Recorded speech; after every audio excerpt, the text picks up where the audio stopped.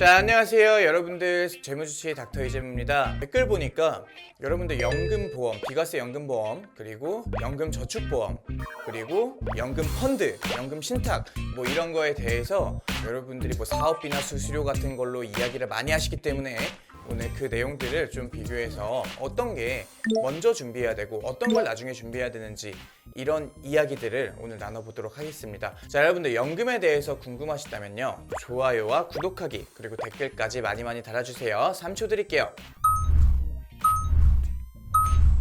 자, 일단은 여러분들이 각종 수수료가 좀 저렴하다는 의미에서 변액연금이랑 그 다음에 연금펀드랑 이야기를 좀 많이 하시더라고요. 자, 그런데 장단점은 다 존재합니다. 일단 변액연금보험은 비과세 연금보험이죠. 단점은요, 초반에 들어가는 사업비가 7% 정도 들어가요, 요즘에는. 그래서 이 7%의 사업비가 조금 아까울 수 있다.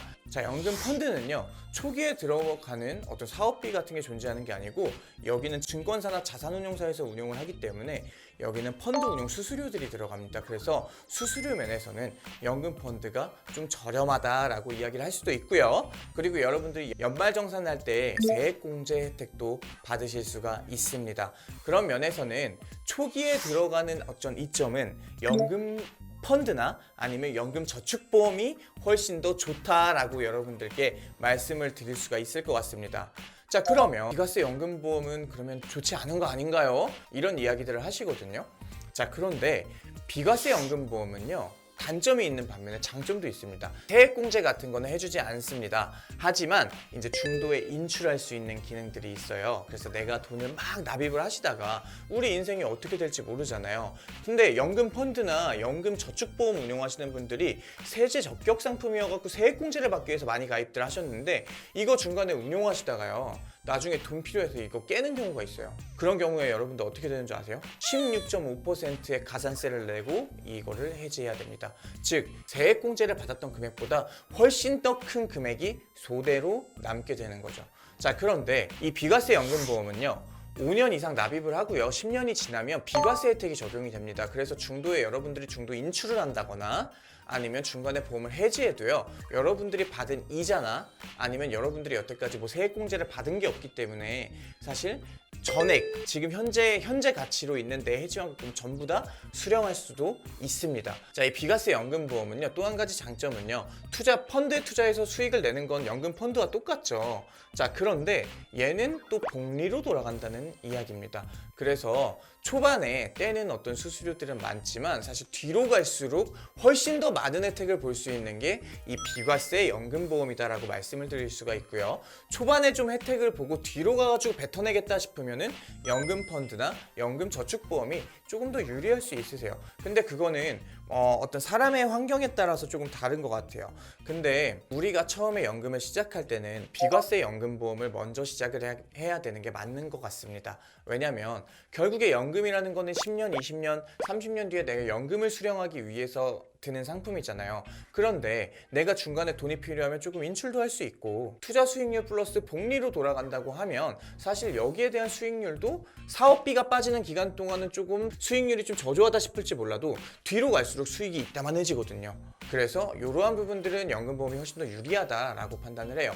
그래서 여러분들이 처음 연금보험을 접하신다면 저는 비과세 상품을 가입하시는 게 맞다라고 생각을 하고요. 그리고 또 한 가지는요, 이 연금저축펀드와 연금저축보험은요, 연금으로 개시를 했을 때만 5.5%의 소득세가 빠지고 받을 수가 있는 거예요. 자, 그런데 비과세 연금보험은 회사마다 상품이 좀 다르긴 한데 55세부터 우리가 똑같은 기간 받는다고 치면 얘는 가산세나 뭐 연금소득세나 이런 부분에 대해서는 전부 다 비과세 처리가 된다는 거죠. 그리고 여러분들이 뭐 사업비를 뭐 평생 내는 거라고 생각을 하시는데요, 사업비는 보통 한 7년 정도 내신다고 보시면 됩니다. 그 뒤로부터는 아무런 사업비가 붙지 않습니다. 해지 공제 기간도요, 해지 공제 비율도 7년이면 끝이 납니다. 여러분들 아시겠죠? 그럼 7년 뒤부터는 그냥 여러분들 펀드에 운용되는 펀드 운용 수수료 정도 들어간다고 생각하시고 운용하시면 되는 거예요. 얘는 초반에 혜택이 많지만 뒤에서 뱉어야 되고, 얘는 초반에 혜택이 조금 적지만 뒤에서 많이 주고, 그러면 연금 목적으로 처음에 가입해야 되는 건 저는 여기라고 봐요. 여러분들 연봉이 막 올라요. 그래서 여러분들 세액공제가 진정 필요하시잖아요. 그러면 퇴직형 IRP로 운영하세요. 혹은 그때 연금 펀드를 조금 추가적으로 더 들어가지고 운용을 하시면, 그러면은 여러분들 세액공제도 받고 비과세 연금보험도 가져가고 좋잖아요. 그래서 저는 순차적으로 급여가 적은 일반 직장인들에게는 비과세 연금보험이 낫다고 생각을 하고요. 그리고 자영업자라든가 아니면 프리랜서라든가 고소득 직군에 계신 분들 있죠. 그분들은 되려 비과세 연금보험보다 지금 당장 세제 혜택을 받을 수 있는 이런 상품들이 더 낫다고 보는 거죠. 세금을 줄이는 것만큼 또 수익을 창출하시는 분들이니까. 자, 내가 비과세 혜택을 받지 않아도 이분들은 지금 당장 세액공제 받고 나중에 이 보험을 깨지 않고 연금으로 수령하실 확률도 높죠. 왜? 소득이 많으시니까. 이 설계사들이 말하거나 이 금융사에서 말하는 이 표면적인 내용만 보고 여러분들이 상품을 접근하시잖아요. 그러면 여러분들은요, 잘못된 선택을 하실 확률이 높습니다. 왜냐면 금융사에서는 자기네들이 파는 상품들을 어필을 할 겁니다.